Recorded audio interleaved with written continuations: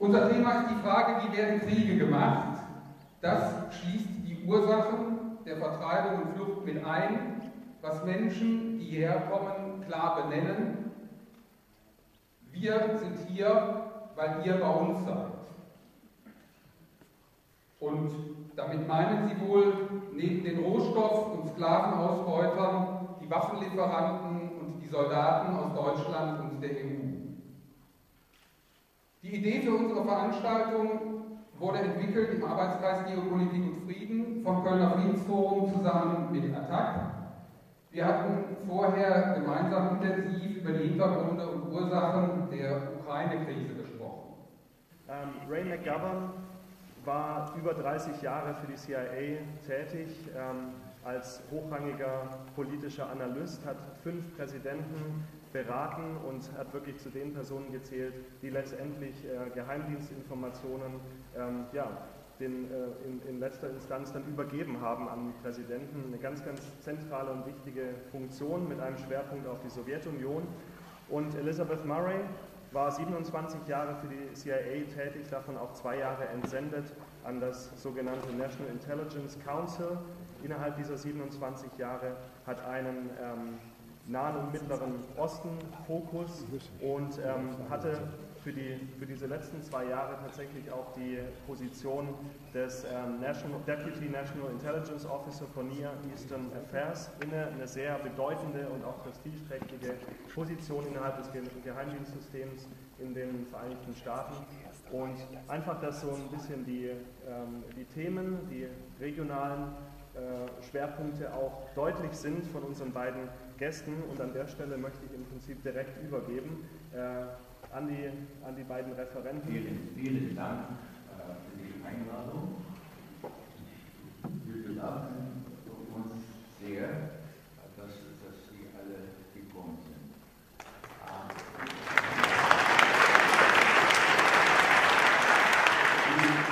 Das Thema, wie werden heute Kriege gemacht?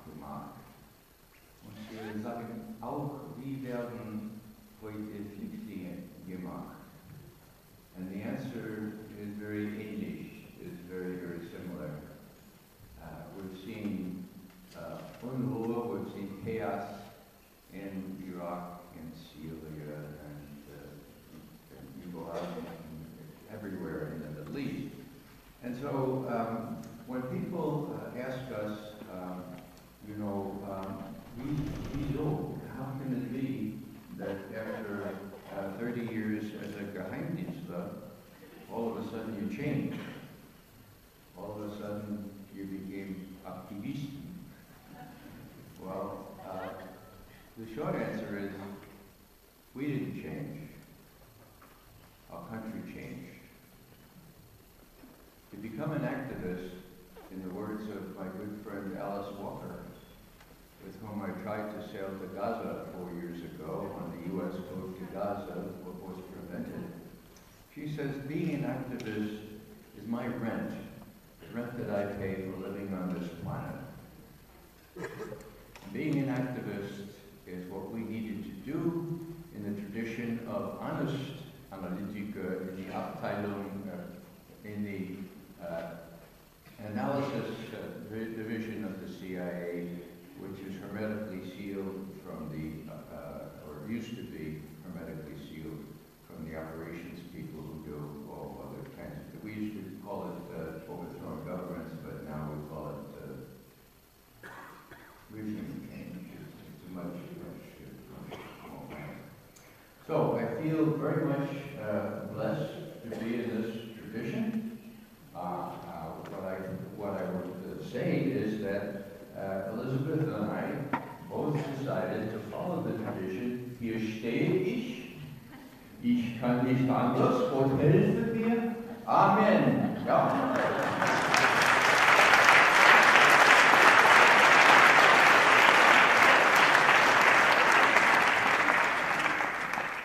After 9/11, you have heard it many times. In English, there are 4 words we say. After 9/11, are the first 2. What are the next 2? Does anyone know? After 9/11? Everything changed. Yeah. Okay. that mean? Well, in a short word, that simply means our country changed. There was a before 9/11, when we honored international law. There was a before 9/11 when, actually 6 weeks before 9/11, our chief of Politica, our chief national security advisor to the president said, and I quote, "Saddam Hussein has no weapons of mass destruction. He's not even a danger to his immediate neighbors." Condoleezza Rice, at the end of July 2001. Now, after 9/11, everything changed. And so we were asked to believe that weapons of mass destruction lift down from the heavens for a soft landing on the sands of Iraq, where God made that terrible mistake of putting our oil.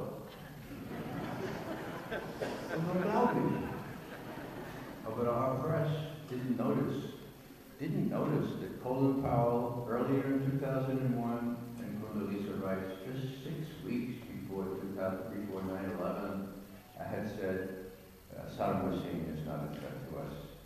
He's not even a threat to his immediate neighbors. And so this was too much for us to take. We decided that as honest analysts, we would form an alumni association of former intelligence officers, not only in the CIA, but in other parts of our government, and we call ourselves Veteran Intelligence Professionals for Sanity, because in those days there was very little sanity going on in Washington, and in particular with our media. Let me just say one word about the media, because I always try to say this. I've been in Washington 52 years, going on 53. So I've seen a lot of change, okay? But there's one change, folks, that dwarfs all the other changes in significance, and that is that we no longer have, in any real sense, a free media, and that is a big change. When our President Thomas Jefferson was asked, you know, if you had to choose between a government and a free press, what would you choose? What did he say? A free press, because without a free press, you get a dictator, okay? It's the same today. And I know that the British media is very much like ours. I don't know so much about the German media, but I have to say that as I read the FAZ last weekend, I heard lots about 50 or 1,000, and no one asked, warum gibt es so viele Flüchtlinge?